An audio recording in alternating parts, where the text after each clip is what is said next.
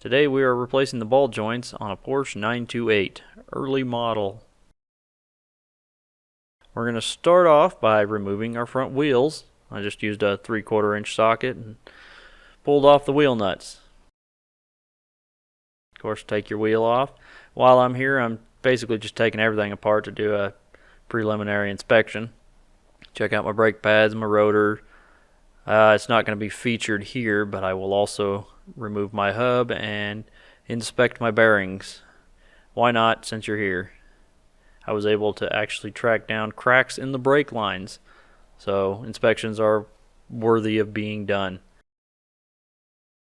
You can see on the rotors there's a couple screws on there. Make sure you take those out or you'll be whacking on this all day. It'll never come off. On there pretty good. A couple taps on the back with a hammer. There it goes. Next we're going to move on to the ball joint.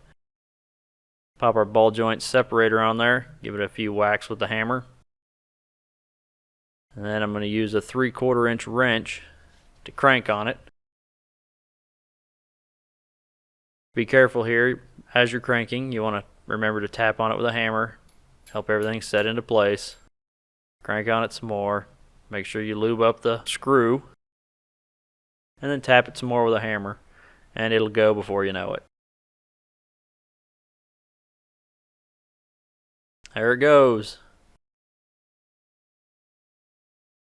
Next we're going to remove the bolts on the underside. This is again a 3/4 wrench. Takes that off. 3/4 on the back. The eccentrics can be on there pretty good. This one's been on there since 1980, so give it a few whacks. Maybe use a pry bar.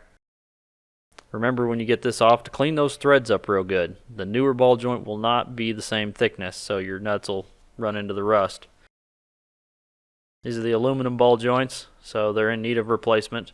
This one doesn't look too bad. It's actually one of the better of the two. Rubber boot's still on there. This is the other side. It was way more worn out. Boot was torn. Water in the joint. Comparison. New ball joints versus the old ball joints. Eccentrics. You'll need one new eccentric for each side. The old one has a really small guide. The new one has a bigger guide. You can do whatever you want with the old one, but you'll need the new one. I outlined the old one before I removed it so you can see where it sets in reference to the new ball joint. See, there's a little bit of difference in size. But in the new eccentrics, I put them with the adjustment facing to the back just because I wanted them to look uniform on both sides. Put the old nut back on and crank down on it. You can see the rust on there where it's built up. I whacked it off with a wire brush so that way my nut would go on a little bit further.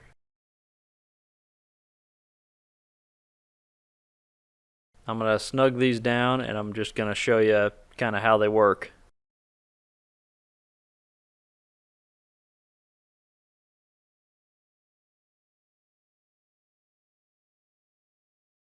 Next, I believe I used an 8mm Allen head to make these adjustments.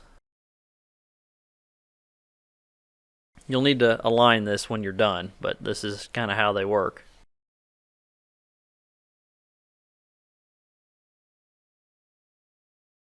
Might I recommend you put the spindle on top of that ball joint before you crank them down and put them on. It's a little difficult to get on there.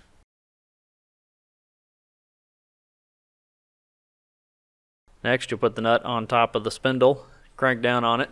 This is still a 3/4 inch socket. There's probably a torque spec here.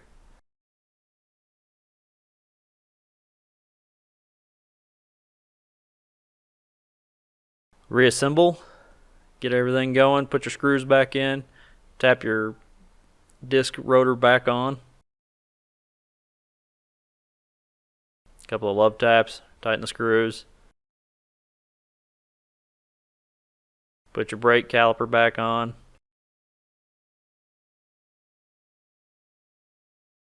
Again, this doesn't have to be done, but it's good to do an inspection when you're ripping all this apart.